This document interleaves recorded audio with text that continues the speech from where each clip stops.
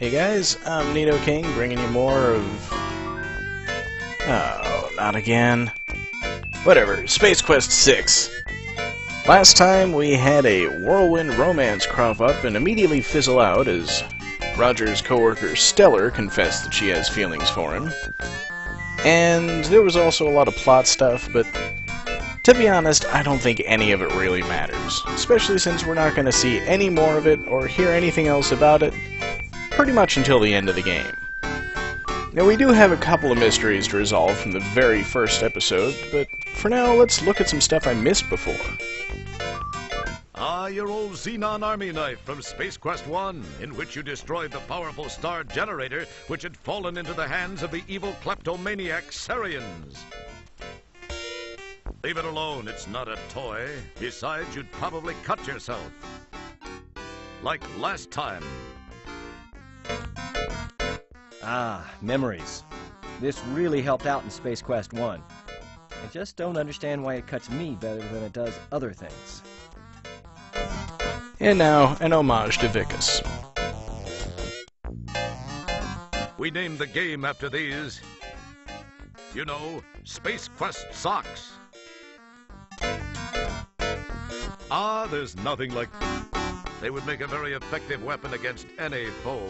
Unfortunately, you can't bear to pick them up and be that close to them for any length of time. By now, they're probably stiffer than Mr. Spock. Stop lingering with the lingerie, put a sock in it, and get moving. Thank you very much. So let's go ahead and see what our next assignment is going to be. Wow, a message for me. I must be getting popular. I wonder what it is. Wilco, Commander Kilbasa here. I have a special assignment for you. A crew person of special skills is required on Delta Berxilon 5. In the spirit of StarCon cooperation, we have decided to offer them your assistance. Transport there immediately. Kilbasa out.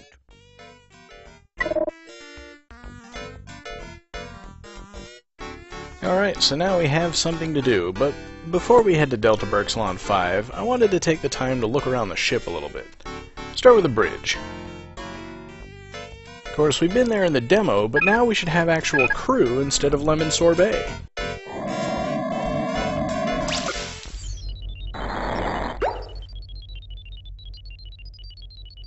Janitor Wilco, why are you here? You're supposed to have gotten your orders from your compost as instructed and reported to transport for beaming to Delta Berxilon 5. Do it now, or I'll be forced to make you the subject and recipient of a captain's log entry. Now move it. That's Commander Kilbasa, dummy. That's Dorf, the ship's chief of security. Don't pick at... Janitor Wilco, why are you here? Yeah, that's the same thing you said before. Your words cause everything to become... Oh, guess the only thing to do here is look at the other guys. He's the ship's engineer. That's the communication officer. That's the science officer. And that's everything interesting to do here. Let's check out a new area. We didn't get to go to the brig in the demo.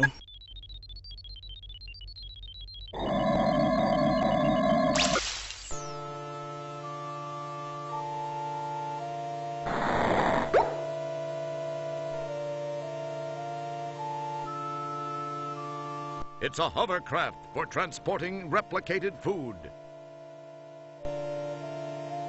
You summon the ability to leave it alone.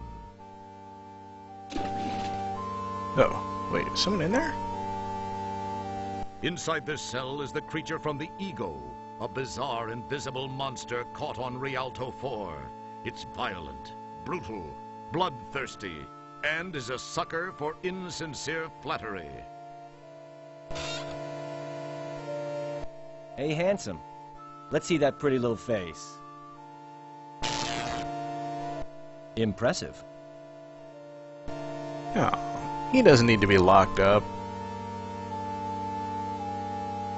Now there's a real bright idea, but then perhaps you deserve the consequences. If the force field were turned off, you'd be the only one to suffer the consequences. In the event that someone might be looking over your shoulder, we'll save your embarrassment for another time. Okay, now's another time.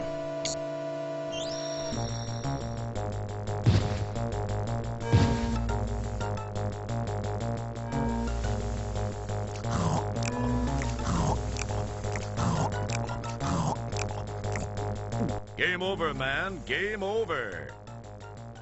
Being a good Samaritan is one thing, but you should have been just a little skeptical about that move. Alright, the only other interesting thing to do here is play around with a Mr. Soylent machine. We remember this one from the demo. No jingle, though. But I do remember the combination to get Bjorn Chow, so let's go ahead and pop that in here.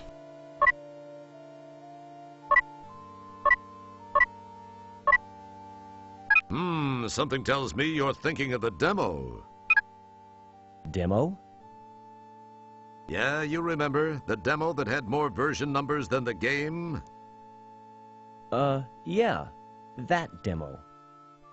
You want this stuff? Maybe we should relegate the Roger Wilco character to demo-only status for the next game. You did have a brother, didn't you? Perhaps his IQ broke double digits. I don't think I actually want that stuff. Never mind. Just a little Easter egg for those who remember the demo. So we're done there. Let's check out what's in the 8 rear now. Another place we went to in the demo, but should be more interesting in the real game. Or maybe not. I was actually hoping to bump into someone specific, but missed him. An unusual plant specimen that someone left behind. It appears to be thriving here. Perhaps it prefers beer and popcorn to fertilizer and you grow it lamps. You summon the ability. You get a jump on senility by mumbling to yourself. Wow, this guy's really pounding down the popcorn. If he keeps it up at this rate, an intervention may be called for. Now this guy is a cool one. He's slam and bruise like many of the folks on the Space Quest team are going to do once they ship this chart buster. This is 8 Rear, the ship's loud. Yeah, we already heard that description in the demo. So I could go to the Hollow Cabana, but there is honestly nothing there at all. Roger's quarters we just came from, so let's check the shuttle bay. Now we got into the actual shuttle bay in the demo, but in this version, there's a couple obstacles in the way. And they've got an interesting message scrolling across the top. Guess we better at least see who these guys are, right?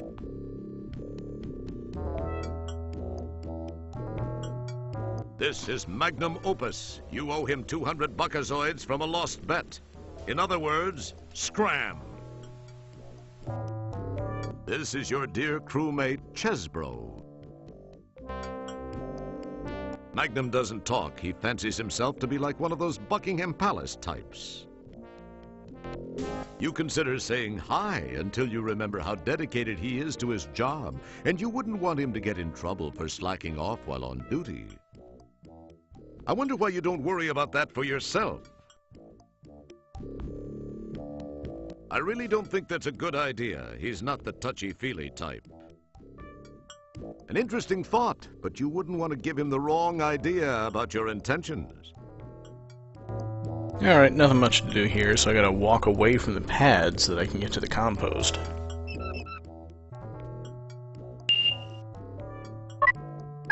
And we've already visited sickbay, so let's just move on to the transporter and get on with our mission. I'm gonna be quiet most of the rest of the time and just let the following scenes speak for themselves.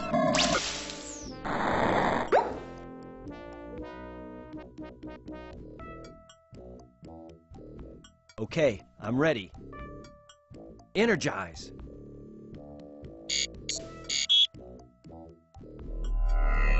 Gee, I wonder what the joke is gonna be here.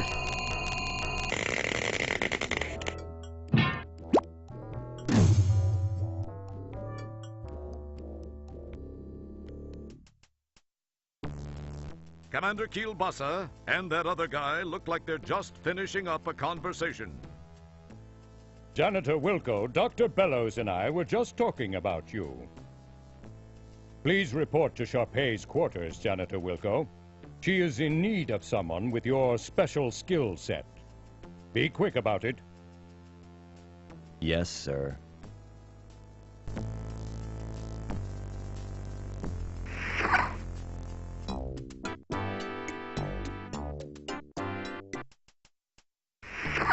Janitor, I believe you were given specific orders. Carry them out immediately. Oh, well, sorry. I'll get right on it, sir.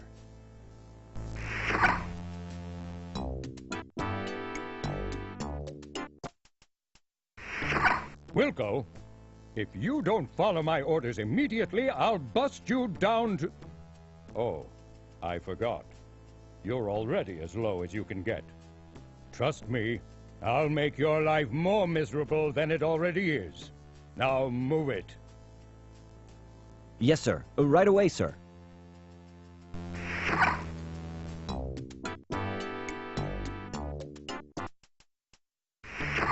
Wilco, if you don't...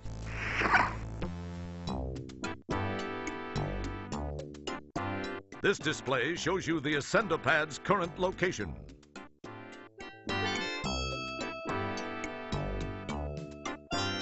The wall panels of the Ascendopad are formed from a core of fiber steel between dual layers of expanded polycarbamide sheathing that's guaranteed not to rust, chip, peel, or need repainting for at least 12 millennia. This is probably more than you wanted to know. This hatch is closed, but it opens automatically when the Ascendopad is on the docking bay level, and there's a vehicle in the bay.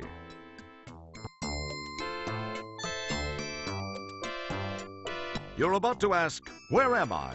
Until you notice that the little lights overhead actually spell out the name of the location. Wow!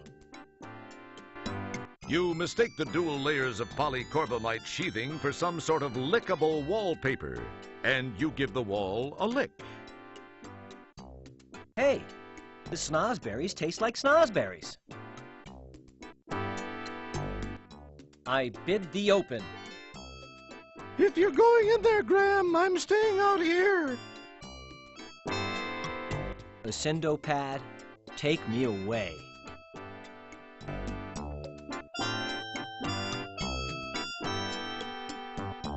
You press the Lab B button, but the Ascendopad doesn't move. Apparently you need some sort of clearance to get to Lab B. So it won't open. I didn't want to go to Lab B anyway.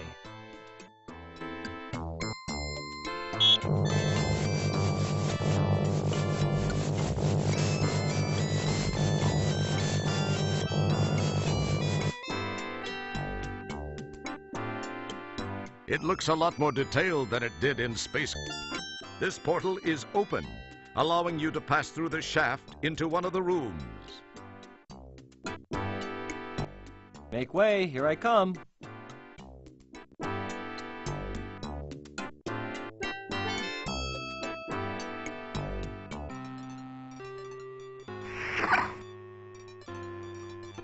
Janitor second class, Roger Wilco, reporting as ordered, ma'am.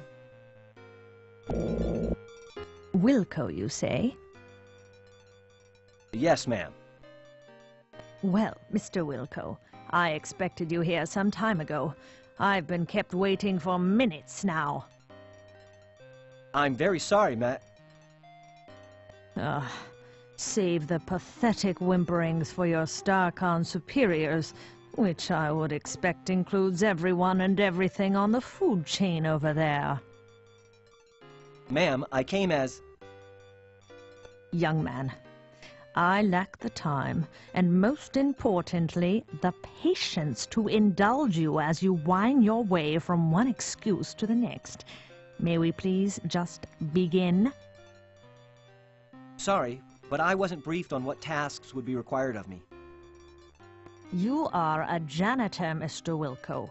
What do you think I want from you, a heart transplant? What has become of StarCon? When my fifth husband, Admiral Bluntthang, served, the crop of up-and-coming cadets seemed to have such promise. I recall this one rather striking cadet who... Oh, well, never mind that. But you... I pray you do not typify what might be slithering down the halls of our formerly prestigious academy. That is one thing I do not look forward to witnessing.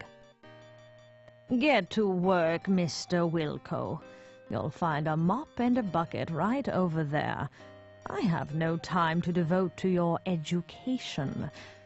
That would take a lifetime, and the most copious amount of patience a universe could muster. My life is soon to expire. Please, just clean. I must rest now.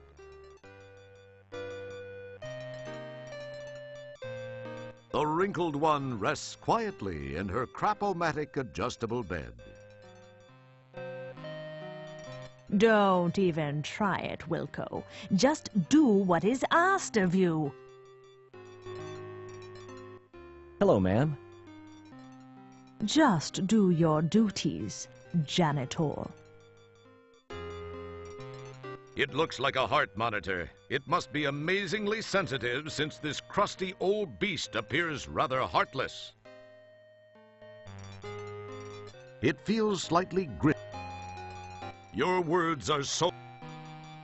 A contaminated waste items receptacle stands awaiting contaminated waste items. I guess even the ill-rich must have some extravagances. Where's the cyber poodle? Oh, well, they're making them too well now anyway. You just can't seem to kick them hard enough. No, ma'am. I'll get right on it, ma'am. Yes, you've seen the hollow ads, you've seen the infomercials. Here it is, ladies and gentlemen. The one, the only, the Crapmatic adjustable bed. Yes, there's no mistaking it. The programmable mattress shapes to at least 5 different skeletal types, as well as 2 non-skeletal modes. The Crapmatic harnesses the latest in time-proven, very versatile and patented Hydro-Riser technology. Don't be the last one in your colony to own the most capital-conscious therapeutic stationary device known to being kind, and at a price you'll find stunning. Some exoskeletal types not supported, not available in all quadrants. Please allow 2 to 3 light years for delivery. A clean towel dutifully hangs, awaiting its next use. Don't touch that. We don't know where you've been. Ah, a bucket, one of the staples of any janitor's arsenal. You've seen plenty of these babies in your lifetime. You start to say something.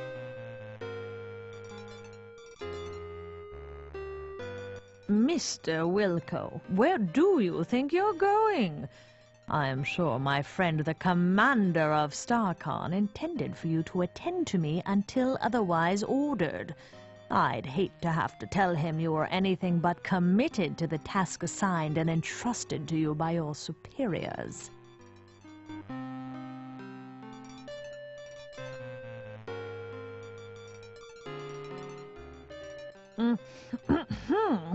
Mr. Wilco, I asked you to mop the floors. Do I have to get Commander Kilbasa in here to get you to do your job? No, ma'am. I'll get right on it, ma'am. Well, at least I finally got to hear that line without interrupting it. Like you need another one of these.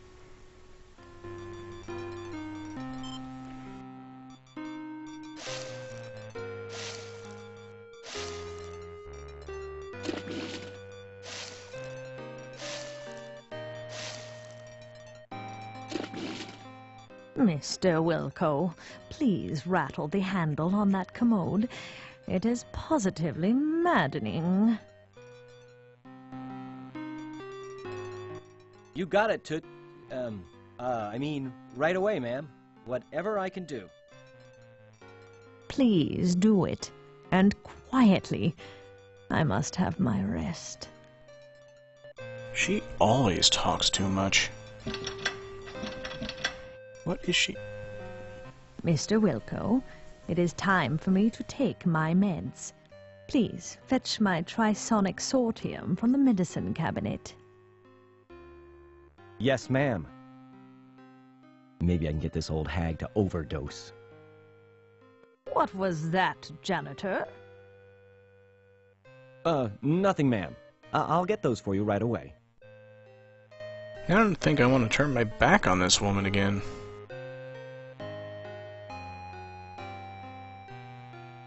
A porcelainite throne serves as the centerpiece of the bathroom. Things are stored in there, probably. It's incredibly common. It's a cabinet containing old Sharpay's drugs.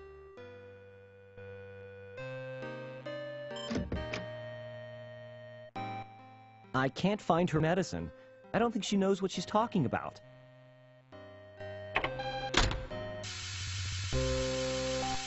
Hey, what the... While we await a fully formed thought from Roger, it should be mentioned that there seems to be some sort of gas entering the room through the left vent. Hey, there seems to be some sort of gas entering the room through the left vent. I seem to be in a world of deep... Ah, jeez, the door! Well, I don't see what's wrong with the door. Rats, it won't budge. I've got to get out of here somehow. No windows. The walls are solid bulkhead. And I'm too big to flush myself out of here. This is the only way. What would MacGyver do now? She seems to be resting rather peacefully. That's not going to help. Move it, man! As fulfilling as a conversation with Sharpay might be, you can't talk to her in her current state. Well, maybe I can use that remote to shut off the gas. That's not going to help. Move it, man! Well, guess not. You realize your strength alone will be no match for the mechanized door.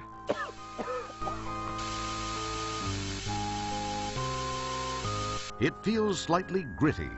You suppress an urge to dust it. Don't touch that. We don't know where you've been. That's delightfully non-helpful.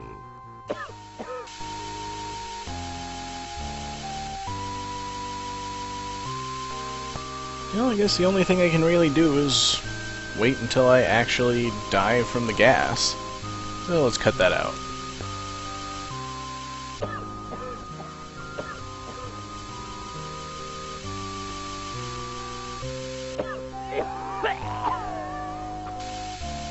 And you thought the fumes from lactose intolerance were bad.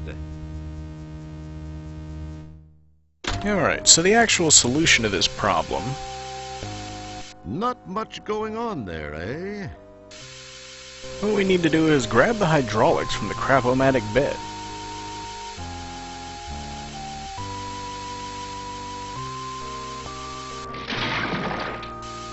You give the piston a yank, and sure enough, it comes loose in your hands. Perhaps it was your raw strength. More than likely, it was defective.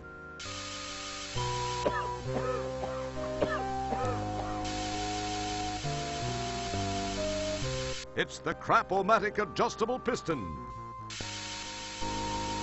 You get fingerprints all over it. But oddly enough, this is what we need to get the door open. And whenever Roger coughs, he forgets what you told him to do. Thank you.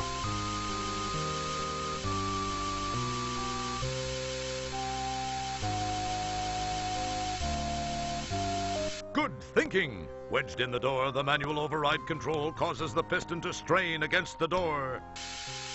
It pushes a few inches and seems to strain at that point.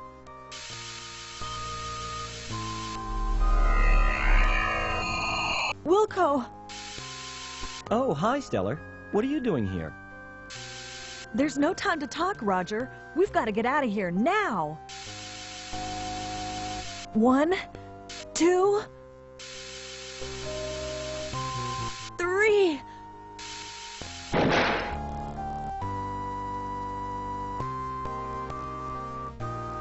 Just as you crash to the floor of the turbo shaft, the hydro riser piston gives way. and the door slams shut, with Stellar still trapped inside.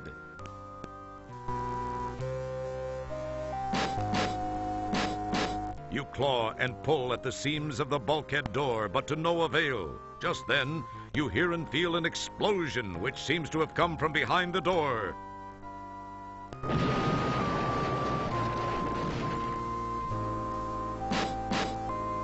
The door is sealed tight. You can hear no other noise after the ear ringing from the blast subsides. My God! I can't believe this! It can't be happening! She was... I was... Stellar!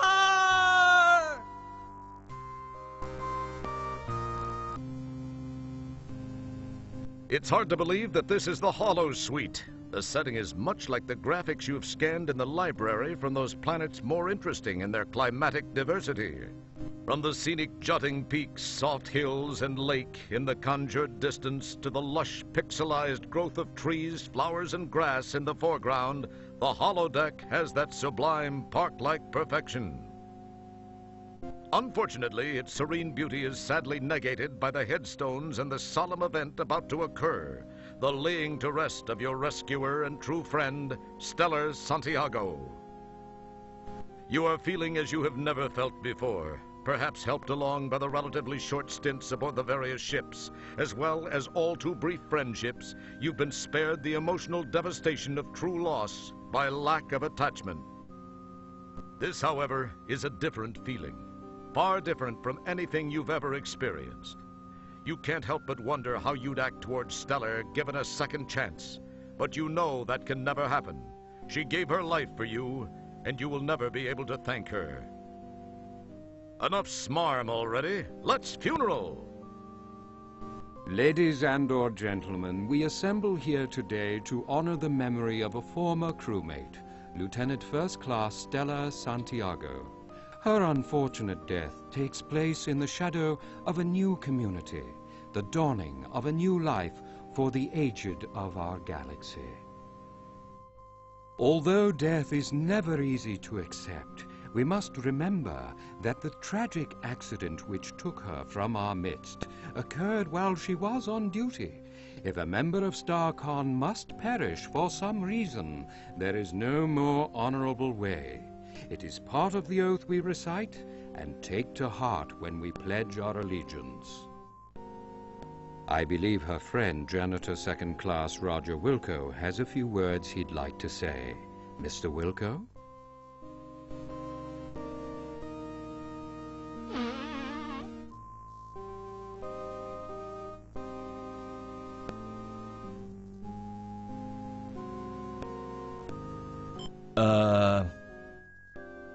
I only knew Stellar for a short time. I wish I, could have gotten to know her much better. To have had a deeper understanding of this, person I was proud to have called friend. Of my friend, I can only say this. Of all the souls I have encountered in my cleaning, hers were the most scuff-resistant.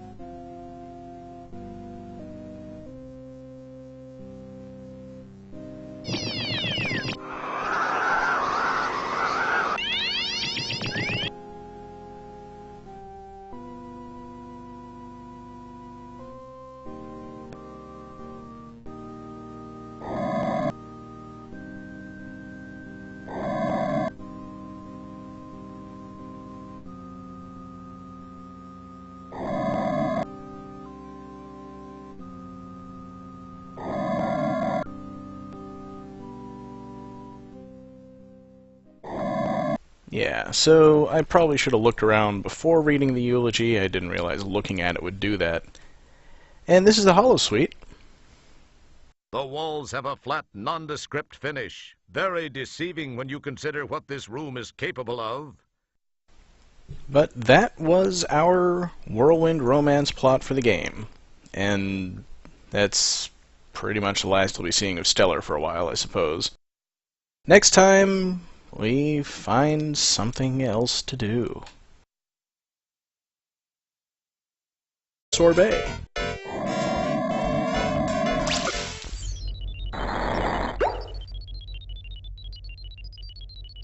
Janitor Wilco, why are you here? You're supposed to have gotten your orders from your compost as instructed and reported to transport for beaming to Delta Berxilon 5. Do it now, or I'll be forced to make you the subject and recipient of a captain's log entry. Now move it. That's Commander Kielbasa, dummy. That's Dorf, the ship's chief of security. Don't pick at...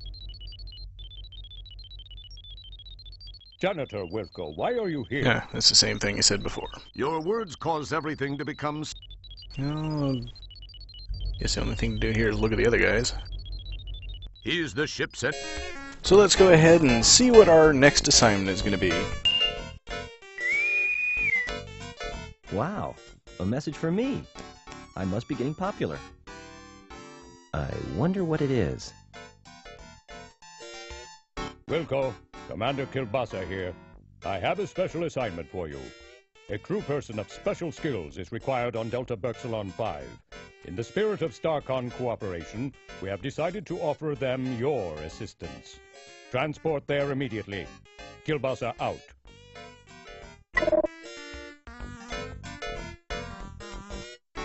Alright, so now we have something to do, but before we head to Delta Berxilon 5, I wanted to take the time to look around the ship a little bit. Start with the bridge. Of course, we've been there in the demo, but now we should have actual crew instead of lemons. Boy, besides, you'd probably cut yourself. Like last time. Ah, memories. This really helped out in Space Quest 1. I just don't understand why it cuts me better than it does other things. And now, an homage to Vicus. We named the game after these. You know, Space Quest socks. Ah, there's nothing like... They would make a very effective weapon against any foe. Unfortunately, you can't bear to pick them up and be that close to them for any length of time. By now, they're probably stiffer than Mr. Spock. Stop lingering with the lingerie, put a sock in it, and get moving. Thank you very much. Engineer. That's the communication officer. That's the science officer. And that's everything interesting to do here. Let's check out a new area. We didn't get to go to the brig in the demo.